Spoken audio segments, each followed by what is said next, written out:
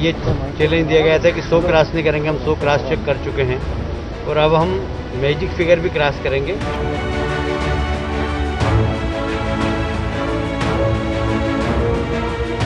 मैं शुक्रगुजार हूँ हमारे पोर्ट कॉन्स्टिट्यूंसी के सारे अवाम का, सब लोगों का, जो उन्होंने हमको विश्वास किया है। इस ये लेके 3rd टर्म हमें विश्वास किया है।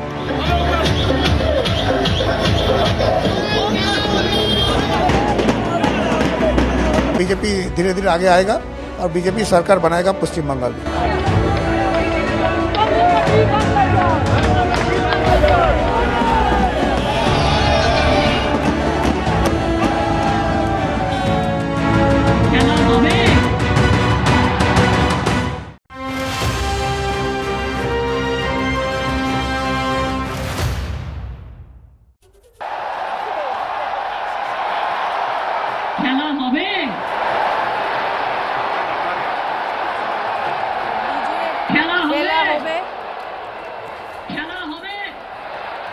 लीजिए खेला होवे ममता बनर्जी का यही नारा, और बहुत कॉन्फिडेंस के साथ जब वो रैली ग्राउंड से ये कहती थी खेला होवे, तो लगता था कि पता नहीं कहीं ऐसा तो नहीं कि ओवर कॉन्फिडेंस में ममता बनर्जी कह रही है। जिस तरीके की जबरदस्त वापसी एंटी इनकम्बेंसी के बाद ममता बनर्जी की 209 सीटों पर बढ़त बनाई हुई है टीएमसी, बीजेपी 80 पर सिमट गई है। आलोक मेहता जी लगातार हमारे साथ बने हुए हैं। आलोक मेहता जी, 6 वोटों से पीछे चल रही है ममता बनर्जी। हालांकि अभी 17वें दौर का जो काउंटिंग है वो भी होनी है, सुदीप तो बता रहे हैं और प्रदीप्ता बता रहे हैं, माफ कीजिए। लेकिन ममता बनर्जी जो कद निकल कर अब आया है इस चुनाव के बाद, वो कहीं ना कहीं ममता बनर्जी को अब और ताकतवर बनाएगा और मुखर बनाएगा। जिस तरह से वो मोदी पर, अमित शाह पर हमला बोलती हैं, अब लग रहा है कि आज की प्रेस कॉन्फ्रेंस में वो पता नहीं क्या कह सकती हैं।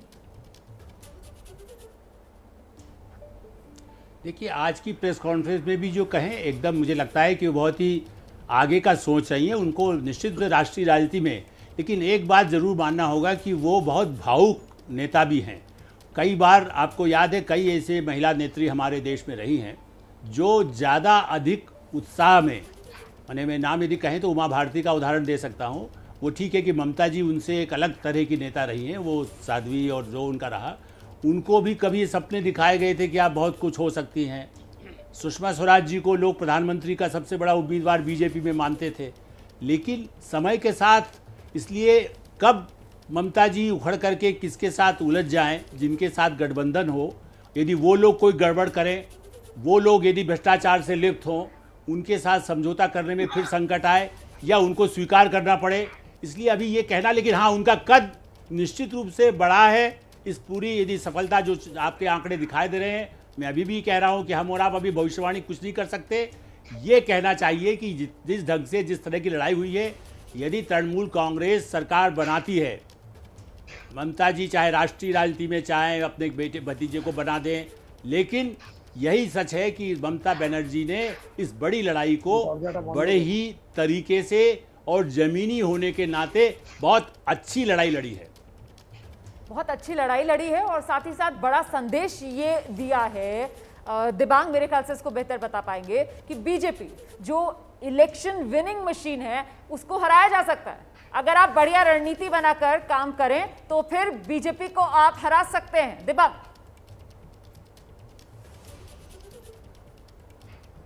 जी हाँ, बिल्कुल हरा सकते हैं। और बीजेपी को अब इस बात पर एक तरीके से मंथन करना पड़ेगा। यानी अगर आप देखें तो बिहार उनका आया, लेकिन जाते जाते आया। दिल्ली तो बिल्कुल पूरी तरह से चला गया। झारखंड आप देखें तो चला गया। महाराष्ट्र आया पर चला गया। मध्य प्रदेश चला गया था पर लौट आया। राजस्थान आप देखिए कि चला गया। तो अगर आप देखें उनको, हरियाणा किसी तरीके से बन गया, पर अगर आप देखें तो बीजेपी को जब ये कहा जाता था कि इनको हराना मुश्किल है, उसके बाद से अगर आप पिछले कुछ चुनावों का रिकॉर्ड देखें तो उतना अच्छा रिकॉर्ड नहीं है। और ये बात एक उनको चिंता जरूर सालती होगी, क्योंकि बड़ा चुनाव है 2024 का, और वो जो मशीन है वो लगातार लोगों को वो खेल उनका समझ में आ रहा है कि आप किस तरीके से, कैसे स्ट्रेटेजी आपकी क्या रहती है, वो लोगों को समझ में आ रहा है। अब पार्टी को वो स्ट्रेटेजी बदलनी होगी, नई स्ट्रेटेजी चुननी होगी। क्या वो उसको कर पाते हैं, ये एक बड़ी चुनौती होगी बीजेपी के लिए, उनके जो अध्यक्ष हैं नड्डा जी उनके लिए, कि भाई जिस तरीके से हम शुरुआत में चुनाव जीतते थे, जिस स्ट्रैटेजी से जीतते थे, वो अब काम नहीं कर रही। और पश्चिम बंगाल पर उनकी निगाह काफी समय से रही, क्योंकि ये ख्याल उनको था कि हम कुछ जो राज्य हार रहे हैं उसकी भरपाई पश्चिम बंगाल से होगी। अब वो जो रह गया है, तो एक तरीके से मंथन होगा, चिंतन होगा। बीजेपी ऐसा नहीं है कि आप बीजेपी को पूरी तरह से छोड़ सकते हैं। इस पूरी हार में, बीजेपी की इस पूरी हार में किसान आंदोलन का कितना बड़ा योगदान मानते हैं? क्योंकि बीजेपी लगातार वो 6,000 रुपए का जिक्र करती रही, इसका मतलब कहीं ना कहीं पश्चिम बंगाल के किसान ने बीजेपी पे भरोसा नहीं किया, वो देश के बाकी किसानों के साथ खड़े हुए।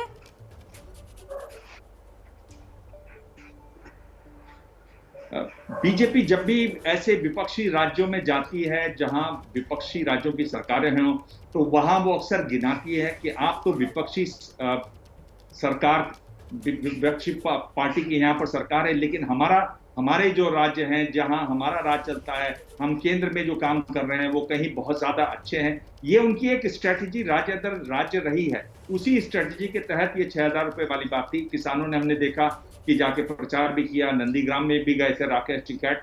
एक बड़ी बात ये भी थी कि अगर बीजेपी की वहां अच्छी जीत होती है तो किसानों को जो आंदोलन है वो एक तरीके से दब के रह जाएगा, उसको कहीं ना कहीं लोग भूलेंगे। लेकिन अब उसको भी एक तरीके से बल मिलेगा उस आंदोलन को। ये लगातार देखिए, जब आप इतना बड़ा चुनाव को बना देते हैं, लगातार अपनी कोशिश में जीतने की, जब आप चुनाव को इतना बढ़ा देते हैं, तो उसका जो सेटबैक होता है, उसका जो रिबाउंड होता है, वो आप झेलेगी पार्टी। ठीक है, अभिज्ञान भी हमारे साथ जुड़ रहे हैं। अभिज्ञान, यहाँ पर हम यही चर्चा कर रहे हैं कि एक तो जीत के बाद ममता बनर्जी का जो कद बढ़ेगा, दूसरा प्रेस कॉन्फ्रेंस ममता बनर्जी करने वाली हैं। आपका क्या मानना है, आज बांग्ला या हिंदी? मुझे ये तो नहीं पता, ममता बनर्जी की चॉइस है। दोनों भाषाओं में बोले तो बहुत अच्छा बांग्ला लगेगा। तो हो गया ना, अब तो देश की राजनीति पे नजर होगी ना ममता बनर्जी की, इसलिए मैं ये सवाल उठा रही हूँ। हाँ, देश की राजनीति पर जरूर उनकी नजर हो सकती है। मुझे नहीं पता कि इतना जल्दी किसी बात को कंक्लूड करना, लेकिन हाँ, लोग जरूर सोचेंगे, क्योंकि इस देश में एक बहस बहुत लंबे समय से चल रही है कि वैकल्पिक राजनीति कब नजर आएगी। कांग्रेस की स्थिति बहुत खराब है, राहुल गांधी की स्थिति जो है एक मास लीडर के तौर पर कभी नहीं बन पाई है। तो इसलिए वैकल्पिक राजनीति, ऑल्टरनेटिव पॉलिटिक्स की स्पेस क्या बन सकती है, क्या ममता बनर्जी उस स्पेस में आ सकती हैं, क्या उसको लीड कर सकती है। लेकिन मेरे हिसाब से ये भी बहुत दूर के सवाल हैं, उतने ज़रूरी हैं और उतने भी चाहिए।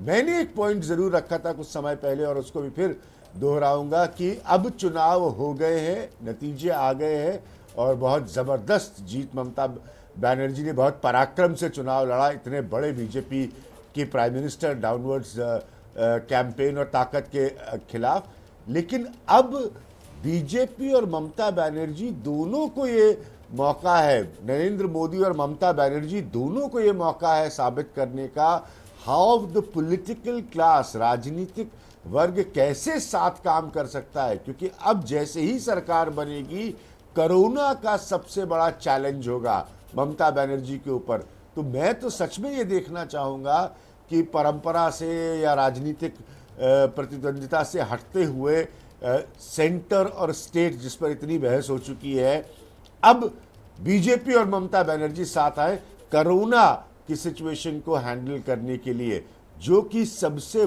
बड़ी प्राथमिकता होगी। राष्ट्रीय राजनीति, ये सारे सवाल बिल्कुल लाजमी हैं, इसमें कोई दो राय नहीं है।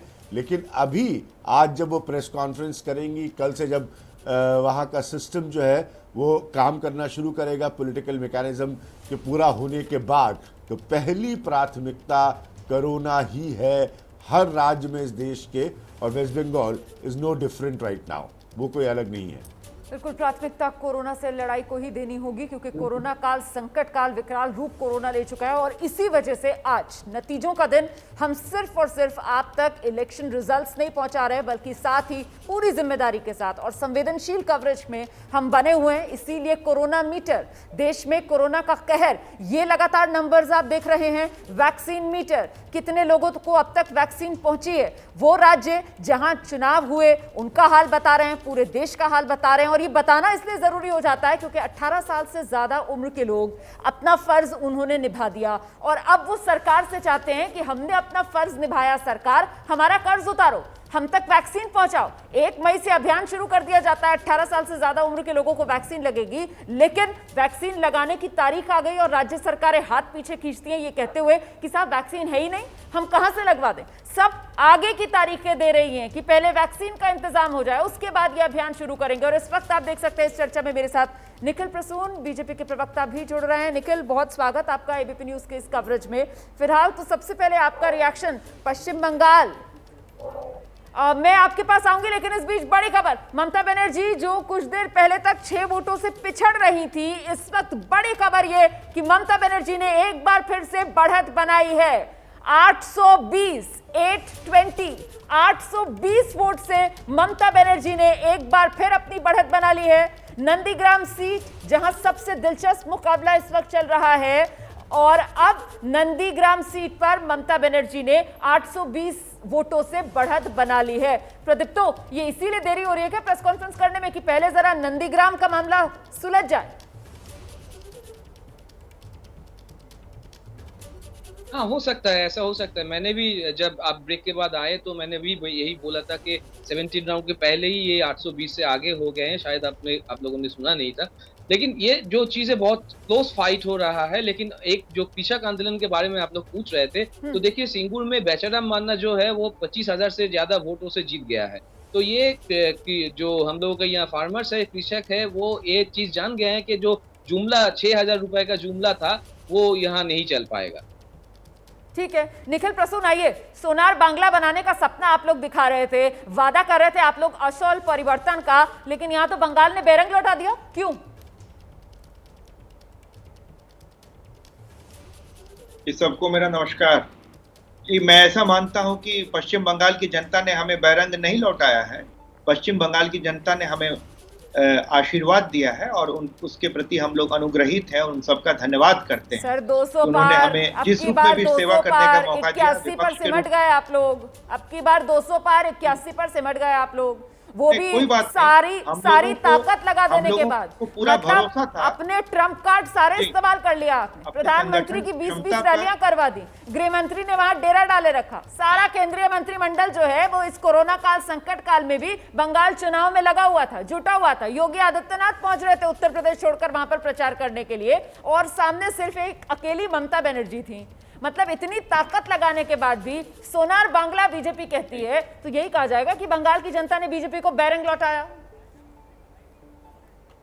अब बड़ी खबर इस समय की बता दें, रक्षा मंत्री राजनाथ सिंह ने, मैं रोक रही हूं निखिल आपको, बड़ी खबर इस समय की अपने दर्शकों को बता दें, रक्षा मंत्री राजनाथ सिंह ने ममता बनर्जी को बधाई दी है। अभी तक तमाम विपक्षी दलों के नेता ममता बनर्जी को बधाई दे रहे थे, चाहे वो अखिलेश यादव हो, चाहे वो शरद पवार हो, संजय राउत हो। अब पहली बार बीजेपी के बड़े नेता राजनाथ सिंह ने बधाई दी है। विज्ञान क्या मायने निकाले जाए? बहुत अच्छी बात, अच्छा सवाल पूछा शोभना आपने जी। अच्छे ही मायने निकाले जाए। जैसे मैंने कहा ना कि ये वक्त ही नहीं है राजनीतिक मसलों का, चुनाव हो गया, नतीजे आ गए, ना one needs to move on. और मूव ऑन हम लोग जब अंग्रेजी में कहते हैं तो बड़ी इसकी अहमियत है इस वक्त, क्योंकि माहौल लोगों की दुर्भाग्यपूर्ण स्थितियों में जान जाने का है। तो बहुत अच्छा जेस्चर है ये राजनाथ सिंह का।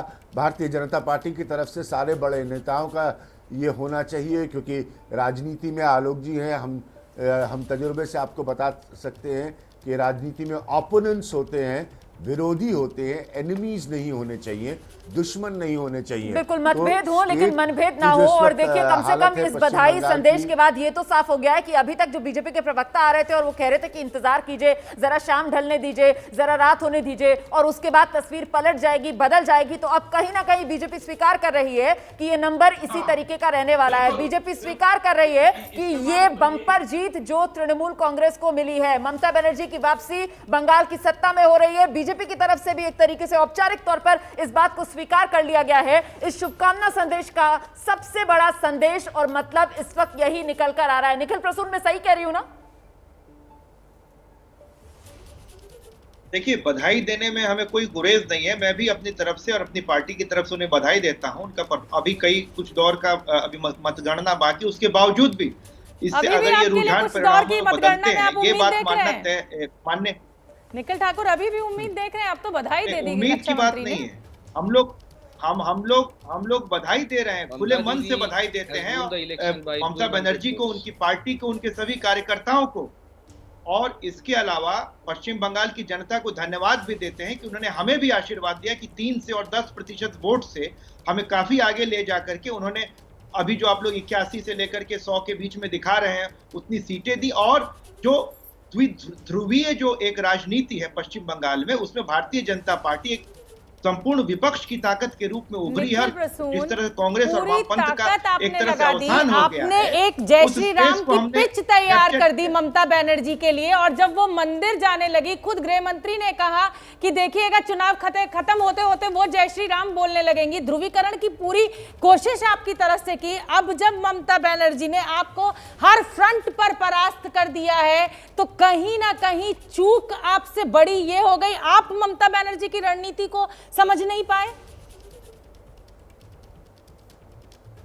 देखिए, उनकी तो कोई ऐसी रणनीति नहीं थी। उन्होंने शुरू में थोड़ी विकास के मुद्दे उठाए, उसके बाद एक एक्सीडेंट को भावनाओं के उभार के लिए उन्होंने साजिश बता दिया। उसके बाद उन्होंने एक अल्पसंख्यक वोटों की ध्रुवीकरण की चाल खेल दी। उसके बाद सीएपीएफ के खिलाफ लोगों को भड़काया, गोल पोस्ट शिफ्ट करते रही, और इसके साथ जनता भ्रमित होती रही, और हमारे में भी कमियां रही कि हो सकता है हम अपनी बात को जनता तक उस हद तक नहीं पहुंचा पाए। लेकिन एक भावनात्मक उभार की बात, अब आपको रणनीति बदलनी पड़ेगी। पार्टी तोड़ने वाली रणनीति बदल दीजिए अब बंगाल के बाद। ये पार्टी तोड़ने वाली जो रणनीति है उसको बदलने की जरूरत है। तो जिन लोगों का दम तृणमूल में घुट रहा था, वहां जो अभी क्या इस बात से इनकार किया जा सकता है कि वो तुष्टीकरण और भ्रष्टाचार पर आधारित उनकी पूरी रूपरेखा रही है पिछले 10 वर्षों में। आप अपने घर को पेंट करवाना है तो आपको उसको ईंटा बालू गिट्टी गिरवाना है, उसके लिए आपको, ये तो पूरी दुनिया जानती है। खुद तृणमूल के सांसद इससे त्रस्त थे। तो मैं चाहूंगा कि अगर उनकी सरकार बने तो इन सब चीजों पर ध्यान दे, और हम लोग एक सकारात्मक विपक्ष की भूमिका निभाएंगे जो फाइनल जो परिणाम आएंगे उसके बाद। लेकिन आप एक अंतर्निहित प्रश्न यह है कि जिन मुद्दों को भारतीय जनता पार्टी ने उभारा था वो बिल्कुल वास्तविक मुद्दे थे। हम लोग एक सकारात्मक एजेंडा के साथ गए थे और जनता तक काफी हद तक समझाने में सफल रहे। पूरी तरह नहीं रहे सफल, ऐसा मानते हैं। नहीं। रोमाना, पहले एक बार डेटा देख लेते हैं जी। लेकिन इस बीच सबसे महत्वपूर्ण ये हो जाता है कि नंदीग्राम का संग्राम, सबसे दिलचस्प मुकाबला, ये कुल 824 सीटें जिनमें 822 पर वोट पड़े, क्योंकि 2 ऐसी सीटें रही इन 5 राज्यों के विधानसभा चुनाव में जिसपे उम्मीदवारों का निधन हो गया, और इसी वजह से इन 822 विधानसभा सीटों में सबसे महत्वपूर्ण ये नंदीग्राम सीट, जिसमें शुभेंदु को 1,02,000 कुछ वोट मिले हैं। और वहीं ममता बनर्जी की अगर बात की जाए तो ममता बनर्जी को 1,03,571 1,03,571 820 वोटों से फिलहाल ममता बनर्जी आगे चल रही है। ये देख रहे हैं आप आंकड़ा, 1,03,571 1,02,751, महज 820 वोट का फासला है इस वक्त ममता बनर्जी और शुभेंदु अधिकारी के बीच। ममता बनर्जी ने 820 वोट की लीड ली हुई है, और ये अब आखिरी राउंड काउंटिंग की तरफ बढ़ता हुआ नंदीग्राम का संग्राम, मतलब किधर भी खेला हो सकता है खेल किसी भी तरफ। और प्रदीप तो इस वक्त कुछ जानकारी देना चाह रहे हैं, शायद हमारे साथ मौजूद है। प्रदीप, तो क्या बताना चाह रहे हैं आप? जी, वो 1200 वोटों से अभी जीत गई है। 1200 वोटों से वो जो हम लोग का वहाँ नंदीग्राम में लोकल लोग रहते हैं, एजेंट बाहर में है, वो लोगों को बताया अभी। आप ये बता रहे हैं कि 1200 वोट से, आप ये कह रहे हैं कि आपको जानकारी मिल रही है कि 1200 वोट से ममता बनर्जी जीत रही हैं। आप ये कह रहे हैं, आपको वहां से ये जानकारी मिल रही है कि 1200 वोट ममता बनर्जी जीत गई हैं, आप ये बता रहे हैं? दोबारा बताइए ना, क्या आपके पास मैसेज आया है, क्या संदेश आया है? जी 1200 वोटों से वो जीत गई है। अब भी आया है कि 1200 वोट से वो जीत गई है। वहाँ का लोकल जो एजेंट जो है वो लोग हम लोगों को मैसेज भेजा है, तो वहाँ से वो जीत गई है 1200 वोटों से।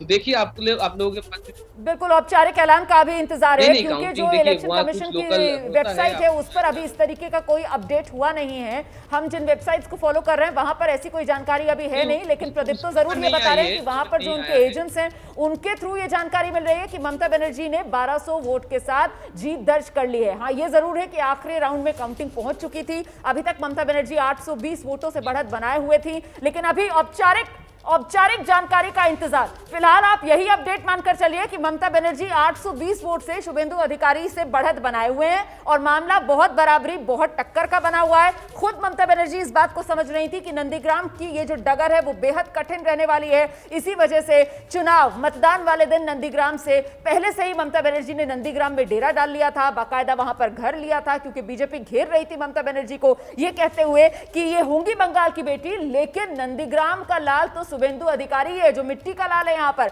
बाहरी होने के नंदीग्राम में ममता बनर्जी पर आरोप बीजेपी की तरफ से लगाए गए, लेकिन ममता बनर्जी डटी रही। ममता बनर्जी ने अपनी जमीन छोड़ी नहीं। ममता बनर्जी लगातार यह संदेश दे रही थी कि नंदीग्राम अधिकारी परिवार का गढ़ नहीं है, नंदीग्राम टीएमसी का गढ़ है, और टीएमसी को खड़ा किसने किया? ममता बनर्जी ने किया। ममता बनर्जी ने लगातार नंदीग्राम में हेड ऑन मुकाबले में हिस्सा लेकर यह संदेश देने की कोशिश की कि जो उनसे बगावत करेगा वो उसको छोड़ेंगी नहीं, गढ़ अपना बचाएंगी। और खुद आकर फ्रंट फुट पर ममता बनर्जी ने खेल ऐसा खेला कि खेला हो गया।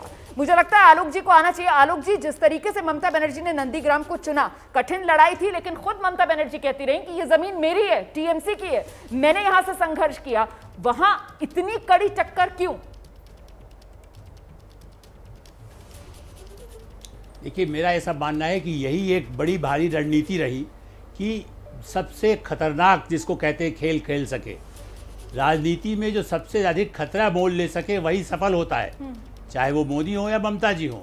मैं मानता हूं कि लड़ाई में सबसे कठिन इलाके में जा कर के, और यदि आपने पहले पूरे प्रदेश में या देश में काम किया है और आप सफल हों, वरना ऐसी कोई भी वो क्षेत्र बदल सकती थी, पुराने चुनाव क्षेत्र में लड़ सकती थी। हाँ, लेकिन आलोक जी, जिस समय ममता बनर्जी ने ये फैसला लिया नंदीग्राम से चुनाव लड़ने का, उस समय ये कहा गया बड़े बड़े रणनीतिकारों के द्वारा कि बीजेपी की रणनीति कामयाब हो गई, ममता बनर्जी को अब सिर्फ नंदीग्राम तक सीमित कर दिया जाएगा, क्योंकि वो सारी ताकत शुभेंदु अधिकारी को हराने में लगा देंगी और उधर पश्चिम बंगाल की बाजी बीजेपी मार लेगी। तो कहीं ना कहीं अब ये आकलन भी गलत साबित हो रहा है। ममता बनर्जी ने नंदीग्राम में अपनी सारी ताकत लगाई, लेकिन पश्चिम बंगाल में भी उन्होंने उतनी ही ताकत के साथ चुनाव लड़ा और वो नतीजे सामने हैं।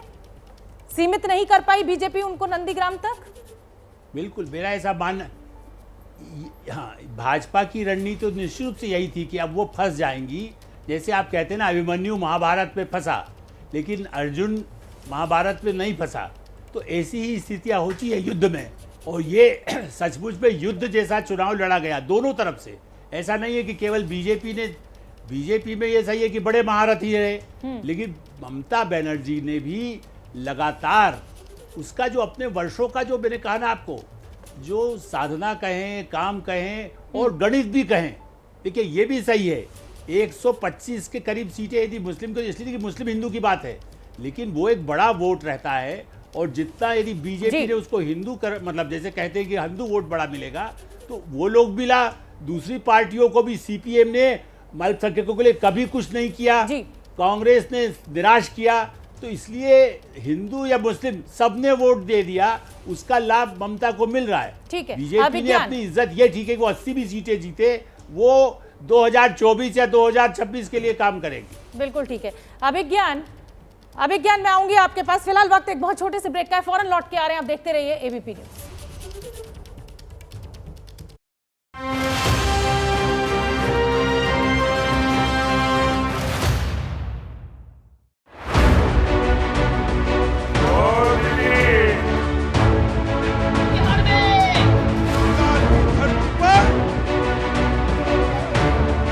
हमें ये चैलेंज दिया गया था कि 100 क्रॉस नहीं करेंगे, हम 100 क्रॉस चेक कर चुके हैं और अब हम मैजिक फिगर भी क्रॉस करेंगे।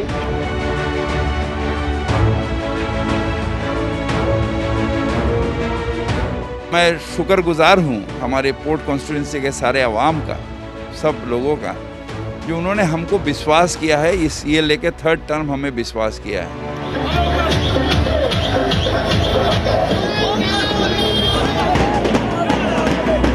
बीजेपी धीरे धीरे आगे आएगा और बीजेपी सरकार बनाएगा पश्चिम बंगाल में।